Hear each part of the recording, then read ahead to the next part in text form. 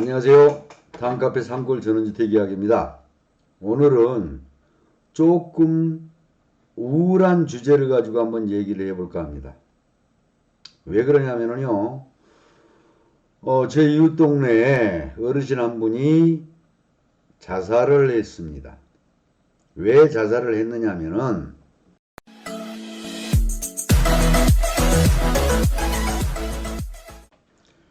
이 자식이 사업자금이 쪼들린다고 하니까 시골에 있는 모든 재산을 다 정리를 해가지고 큰아들을 주고, 그리고 큰아들 집에 가서 도시 아파트에 가서 살다가 이 양반이 평생을 농사 짓고 자유스럽게 살다가 답답한 아파트에 사니까 도저히 못 살겠더란 말입니다. 그래서 다시 내려오자니 집까지 다 정리해버렸으니까 어디 거주하실 데가 없는 거예요. 거주하실 데가 없거든요. 거주하실 데가 없으니까 마을회관에서 이분이 거주하시다가 한 달 정도로 마을회관에 살다가 자식이 이제 비관이 되니까 이분이 자살을 했어요. 그래서 거기에서 느낀 바가 있어가지고 제가 오늘은 이 주제를 가지고 한번 얘기해 볼까 합니다. 주제의 제목은요, 노후에 또 우리가 은퇴 후에 자식들에게 해주지 말아야 할 일들에 대해서 한번 얘기해 볼까 합니다. 우리가 은퇴하고 나서 첫 번째는 내가 하던 사업을 자녀들에게 물려주기도 많이 합니다. 근데 제가 드리고 싶은 말씀은 절대로 공짜로 물려주지는 마세요. 공짜로 물려주지 마시고요. 내가 이 사업체를 물려주는 대신에 한 달에 네가 얼마씩은 나한테 꼭 가져와라 하는 약속을 확실하게 받으세요. 확실하게 받고 그리고 나서 물려주세요. 그리고 그 약속은 철저하게 지키도록 하세요. 또 두 번째는 사업 자금을 필요하다고 하면은 대출을 받아가지고 대주지 마세요. 이 시골의 대부분이 순수하게 농사를 짓는 분이거나 또 은퇴해가지고 전원생활을 하시는 분들이 빚을 질 일은 별로 없어요.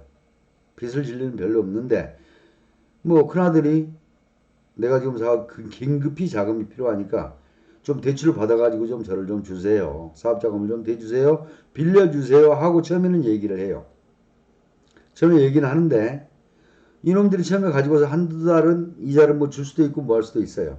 그러나 나중에는 결과적으로는 이자를 주지도 않는단 말입니다.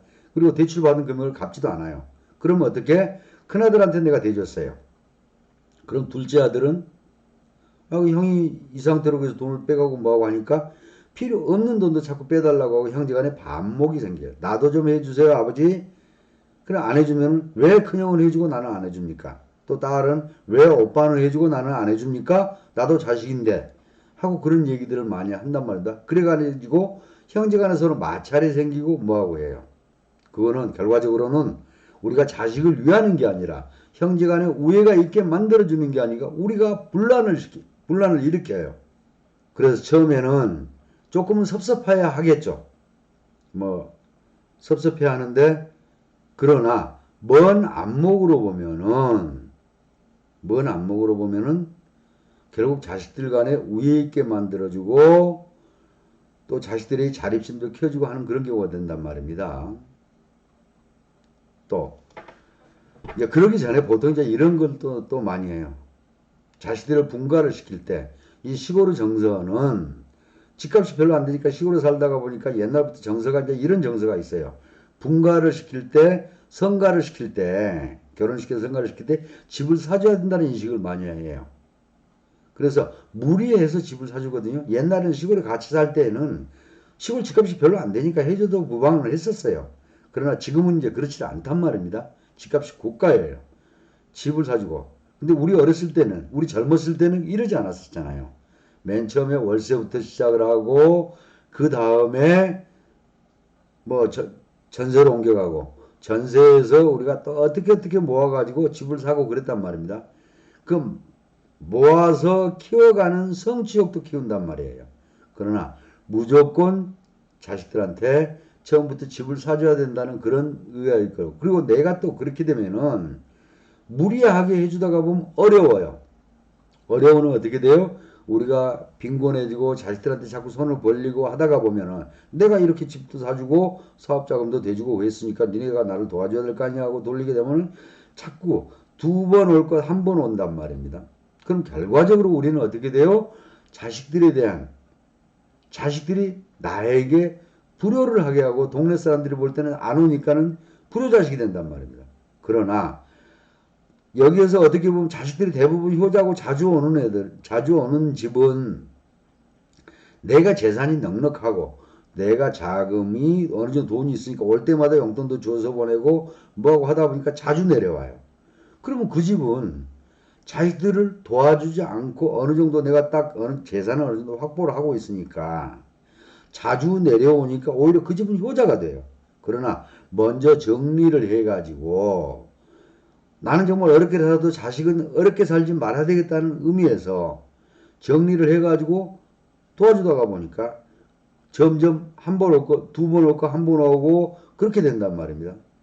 그 자식을 불효자로 만드는 결과가 나옵니다. 불효자로 만드는 결과가 나오거든요. 그리고 형제간에 어느 특정 자식을 도와주게 되면 형제간에 아까도 말을 했듯이 밥 먹으라고 서로 싸우게 돼요. 서로 싸우게 되거든요. 그래서 일단은 어렵게 키우게 해서 자식들이 독립심도 키워주는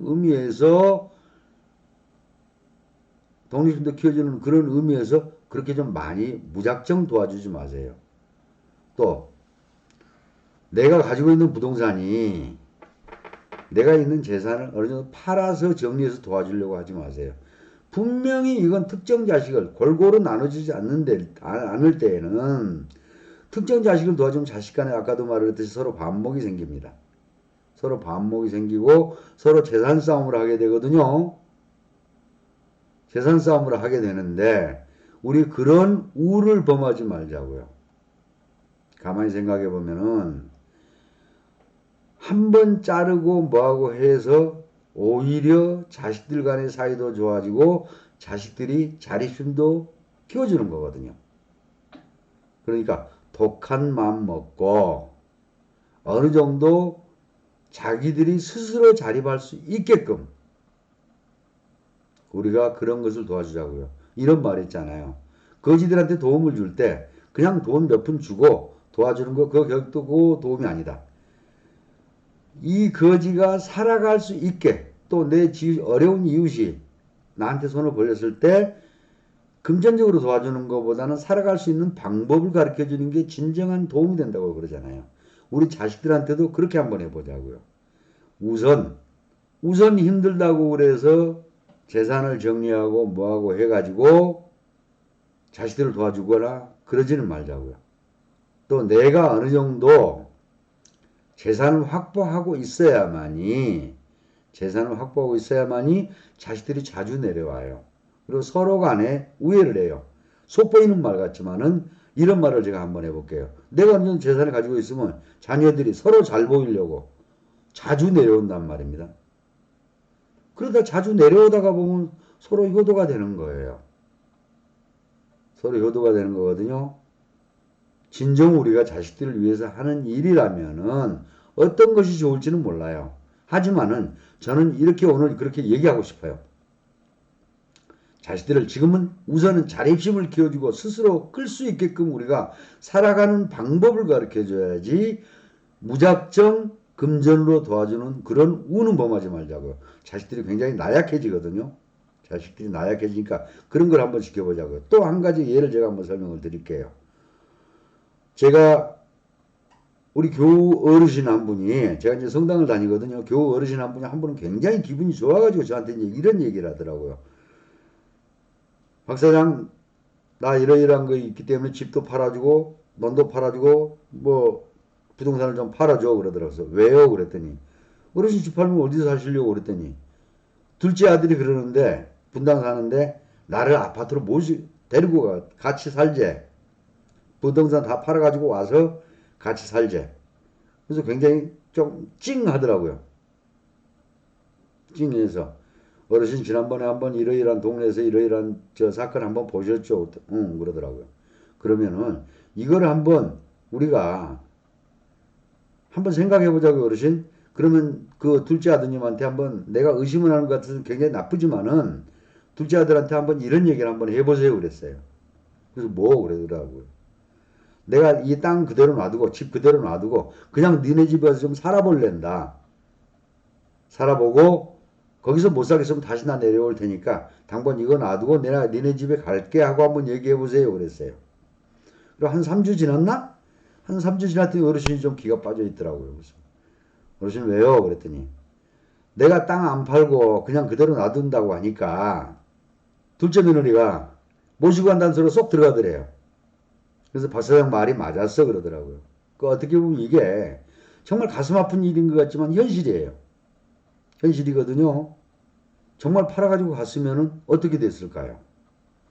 그런 사건 때문에 내가 오늘 조금 좀 충격을 먹어가지고 가만히 앉아서 생각을 해도 충격을 먹어가지고 이게 정말 내가 어떻게 보면은 나쁜 마음을 먹고 있을지도 몰라요.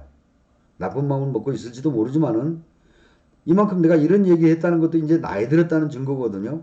나이 들었다는 증거인데 오늘은 한번 정말 주제가 맞지는 않지만은 우리 유튜브 가족 여러분들과 물론 젊은 사람들은 또 저한테 좀 비난도 하겠죠? 하지만 나이 드신 분들은 공감하는 부분도 있을 거예요. 또 나이 들으셔서도 공감을 하지 못하는 분도 계실 거고. 근데 오늘 굳이 이런 얘기하는 것은 진정 우리가 자식을 순간적으로 도와주어서 나약하게 만드는 것보다는 자식들이 정말 잘되게 만들자는 의미에서 조금 나쁜 말 같지만은 오늘은 이런 주제로 한번 얘기를 해볼까 합니다. 제가 지금까지 유튜브 방송을 했던 그런 전원주택 생활에 관한 좀 희망적이고 즐거운 얘기를 많이 했지만은 오늘은 조금 암울한 얘기를 좀 하게 되네요. 하지만은 진정 우리가 자식을 위하는 길이라는 것은 어떤 길인가를 한번 생각해보자 하는 의미에서 오늘 이런 말씀 드렸습니다. 이런 말씀 드렸으니까 저를 나무라지 마시고 조금 다시 한번 생각해 보자고요. 비록 우울한 주제고 받지 않는 주제지만은 이게 조금 유익하다고 생각하시면은 나이 먹은 사람은 우려라고 생각하지만은 좀 유익했다면 그래도 좀 들을만해 그것도 공감이 가는 부분이네 한다면은 좋아요 구독하기 눌러주십시오. 유튜브 방송 참 여러가지 소재를 가지고 다루는데 오늘은 암울한 소재를 해서 죄송합니다. 오늘 여기까지입니다. 감사합니다.